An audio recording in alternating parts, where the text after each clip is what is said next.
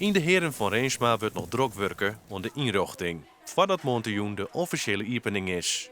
De winkel wordt draaiende houden door Zaken Reensma, de 5e generatie intussen. En winkelzaakkundige Wietse Peenstra. Jetzt steende de minne-economische tijden, wat het duo het avontuur wil aan. Dat die het weer wat u betreft wel riep voor. De gemeente die weer bezig met de ontwikkeling van het parkeerterrein hier achter u.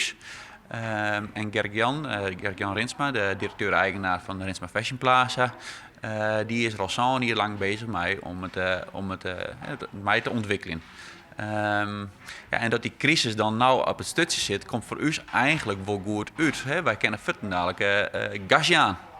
Wil je echt succesvol wezen, dan moet je je wat extra's aan klanten bieden. Reensma en Peenstra weten wat daarbij komt zien. Wij denken dat we heel onderscheidend binnen. Want wij denken dat de winkel van Zitburg net alleen nog meer draait om de kleding die erin hing, maar vooral om dat het gezellig is. Dat man en vrouwje voor hun plezier ergens naartoe gaan. En daar spelen wij heel erg op in. Ondernemers in het centrum liften mij op het succes van Reensma. En hoop je dat ze trots de uitbreiding nog meer Reensma-publiek over de vlier krijgen.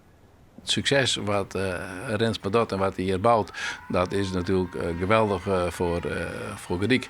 En ik denk dat wij als ondernemers van Gardiek kunnen daar natuurlijk met z'n allen van profiteren. Met de nieuwe maljeszaak erbij had de Reensma modegroep nou zo'n 3300 kantenmeter om verkeersruimte. En daarmee wienen en blowen ze de grootste modezaak van wat Nederland.